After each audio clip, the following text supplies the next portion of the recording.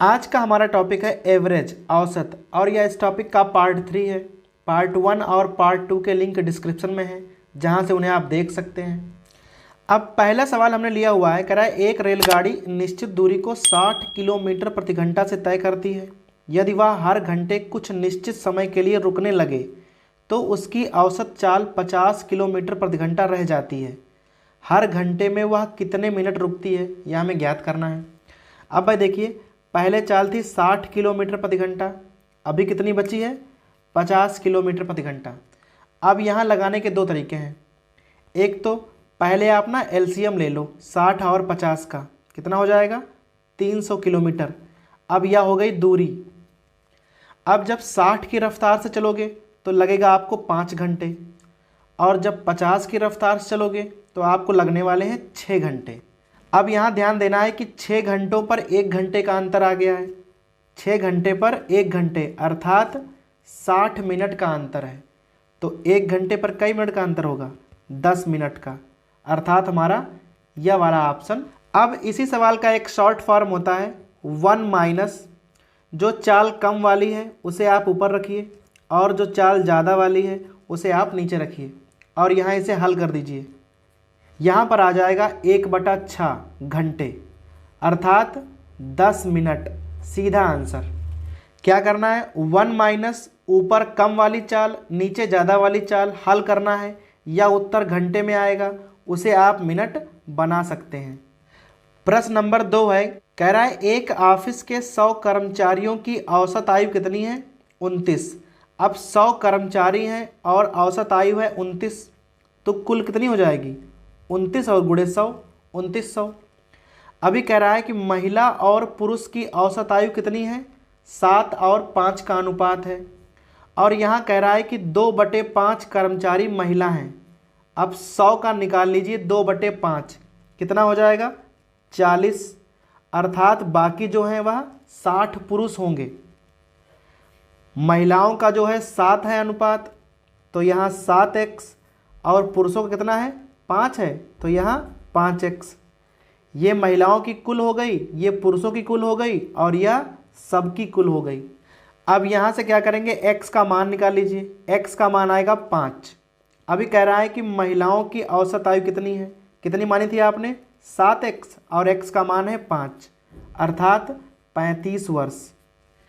Question number 3 है, कह रहा है एक संख्या इस प्रकार है कि जब उसे 8 से गुणा करो तो प्राप्त संख्या 270 से उतनी ही अधिक होती है जितनी कि मूल संख्या 270 से कम है। मूल संख्या और प्राप्त संख्या का औसत ज्ञात करना है। अब एक तरफ है मूल संख्या और एक तरफ है प्राप्त संख्या, और बीच में कौन है? 270। कह रहा है मूल संख्या उतनी ही कम है जितनी प्राप्त संख्या 270 से अधिक है, अर्थात यहाँ पे डिफरेंस बराबर है। तो औसत क्या होता है? औसत दोनों संख्याओं के एकदम बीच में होता है, अर्थात 270 ही मूल और प्राप्त संख्याओं का औसत होगा। इसे आप इस प्रकार से भी देख सकते हैं। भाई मान लो कोई दो संख्याएं 20 और 24, इनका औसत क्या होता है? 22। अब यह संख्या अगर 2 कम है तो यह संख्या 2 ही अधिक होगी। जितनी यह संख्या कम है उतनी यह संख्या अधिक है, अर्थात यह संख्या दोनों का औसत होगी। अब चौथा प्रश्न है, कह रहा है कि 5 क्रमागत विषम संख्याएं a b c d e हैं और हमें इनका निकालना है औसत। अब हमारे पास 5 संख्याएं हैं a b c d e। इन्हें आप मान लो इस प्रकार से 1 3 5 7 और 9। अभी हमें निकालना है औसत। अब देखिए, अगर 5 संख्याएं क्रमागत हैं तो पक्का जो बीच वाली संख्या होगी वही औसत होगी।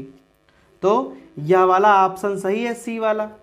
अगर आप यहाँ ध्यान से देखें तो तीसरा ऑप्शन है a + c + e। अब a + c + e कितना हो जाएगा? 15, और 15/3, उसका आंसर भी 5 होगा, अर्थात यह वाला भी इनका औसत होगा। यहाँ पर दोनों ही ऑप्शन करेक्ट हैं। अब प्रश्न नंबर 5 है, कह रहा है कि प्रथम 10 क्रमागत पूर्ण वर्ग संख्याओं का औसत।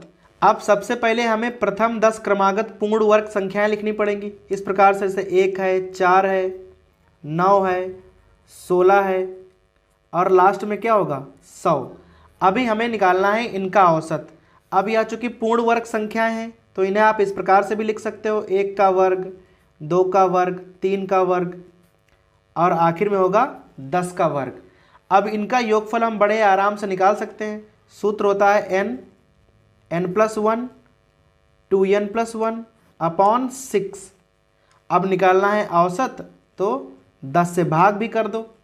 अब चूंकि यहाँ n का मान 10 होगा तो 10 और n कट जाएंगे। अभी मान रख लीजिए, यहाँ हो जाएगा 11 और यहाँ 10 दूना 20 एक 21 और बटा 6। अब यहाँ पर हल कर लेंगे, काटेंगे इस प्रकार से और हमारा आंसर आ जाएगा 38.5। अब प्रश्न नंबर 6 है, कह रहा है 8 तीरंदाजों की टीम में एक तीरंदाज ने 85 अंक प्राप्त किए। यदि वह 92 अंक प्राप्त करता तो टीम का औसत 84 होता। फिलहाल पूछ रहा है टीम के कुल अंक कितने हैं। अभी कह रहा है कि यदि 92 अंक प्राप्त करता तो औसत कितना होता 84। अगर भाई औसत 84 होता तो कुल अंक कितने होते 672। लेकिन भाई ऐसा कब होता जब वह 92 अंक प्राप्त करता। उसने प्राप्त किए हैं केवल 85 अंक। कितने कम प्राप्त किए हैं 7। अब चूंकि उसने 7 अंक ना कम प्राप्त किए हैं तो यहाँ से आप 7 घटा दीजिए। अब टीम के कुल अंक कितने हैं 665। प्रश्न नंबर 8 है, कह रहा है एक परीक्षा में एक छात्र का औसत 63 था। यदि उसने गणित में 18 अंक अधिक प्राप्त किए होते। अभी 18 अंक अधिक हो गए। कह रहा है कि विज्ञान में 7 अंक अधिक होते। विज्ञान में 7 बढ़ा दीजिए और हिंदी में 4 अंक कम पाता। अब हिंदी में 4 घटाने पड़ेंगे। 18 7 25 और 4 21। 4 हमने घटाए हैं। अभी कह रहा है कि 21 अंक अगर उसके अधिक हो जाते तो उसका औसत हो जाता 66। अब औसत में कितना बढ़ गया है, औसत बढ़ गया है 3। 3 कब बढ़ा है जब हमने 21 अंक बढ़ा दीजिए, भाग कर दीजिए, अर्थात भाई 7 विषय थे। अब प्रश्न नंबर 9 है, कह रहा है एक फैक्ट्री जहां 300 पुरुष और 200 महिलाएं काम करती हैं। प्रत्येक कर्मचारी का औसत भुगतान 92 रुपया है। यदि महिला को पुरुष से 20 रुपये कम मिलते हैं तो हमें पुरुष का भुगतान ज्ञात करना है। क्योंकि 300 पुरुष हैं और 200 महिला हैं, इनका आप अनुपात ले लीजिए, 3 और 2 का अनुपात हो जाएगा। अब कह रहा है कि महिला को ना पुरुष से 20 रुपये कम मिलते हैं। अभी आप अगर महिला को x मान लीजिए तो पुरुष को 20 रुपये अधिक हो जाएंगे, x + 20। अब पुरुष को मिल रहे होंगे 3x + 60 और महिला को मिल रहे हैं कुल मिलाकर 2x। अगर आप दोनों को जोड़ दीजिए तो कुल मिलाकर 5 लोग हो गए और उनको मिल रहा है 92 रुपया।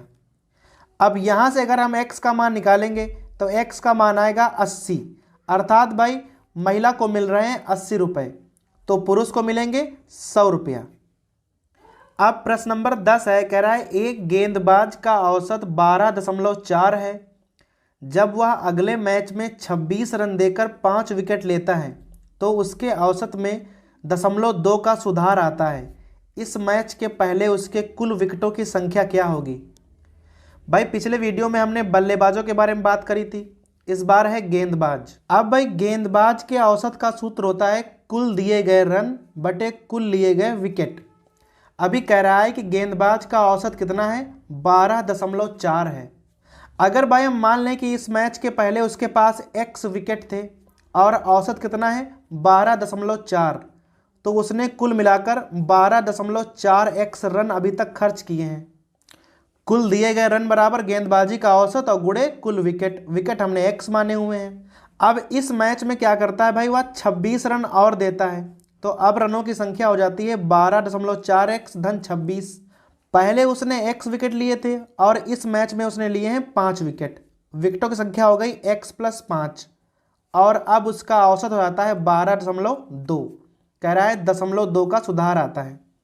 अब यहाँ से ना हमें x का मान निकालना है। यहाँ हो जाएगा 12.4x धन 26 बराबर और यहाँ हो जाएगा 12.2x धन 12 पंचे 60 एक 61।